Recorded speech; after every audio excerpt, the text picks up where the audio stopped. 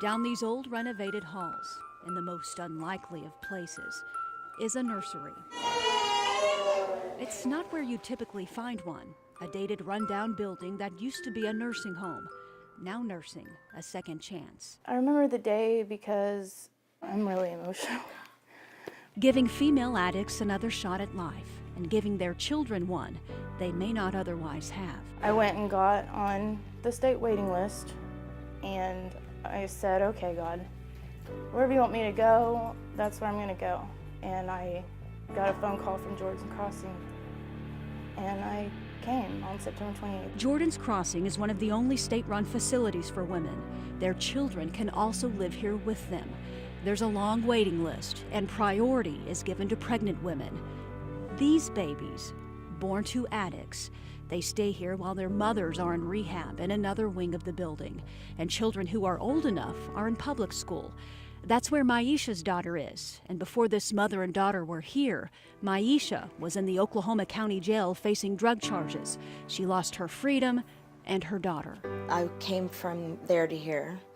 My attorney suggested it, and that was why I originally came here.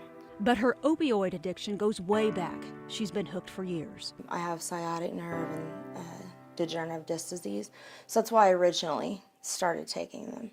But then I realized I was taking them for other reasons, and I needed more, and that's when I started hanging out with the wrong people. And started buying pills. It got out of control. I would wake up, and before I could do anything, I had to take them. And I would sit there for a couple hours just so I could feel the effects of them, because they would make me feel like I would get high off of them. Everything revolved around that. And that's usually how it starts. Pain, a prescription, then addiction. Any kind of opiate, Roxy's, Oxycontin, Opanas, Vicodin. Courtney Bennett is only 30, but her injuries go back to high school sports. Arthritis, fibromyalgia, sore joints. Courtney finally went to a pain management doctor. And he put me on Percocets. But I had experimented with it before then because I was hurting so bad, and a friend introduced me to it. But her tolerance built up, and so did her addiction. I would take half that bottle in half a day.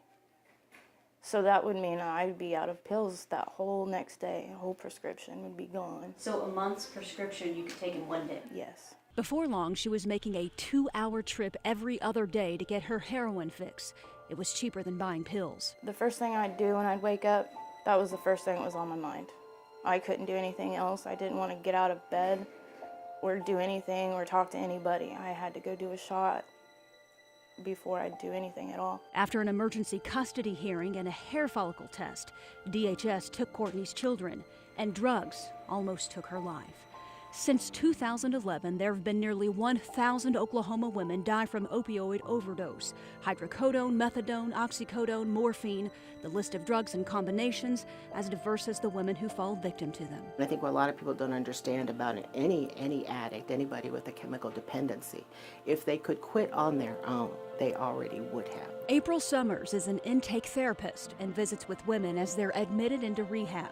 She says female addiction is often swept under the rug. Maybe people are more, sympathetic and understanding without realizing, as it goes on, that she's developing, a dependence and a problem with it. But not one that can't be overcome, even in the most darkest of times. I just would hope that they would know there's always help out there, and that if there's any question in their mind, if it, was getting out of hand, that they would just, call places like this and try to get clean off of them to feel how their life was clouded.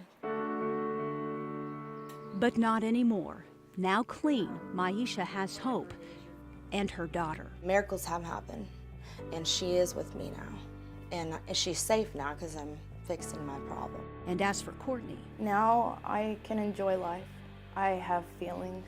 Whenever I was shooting up so much, I'd do one right after another, wishing I was dead. And I didn't ever die.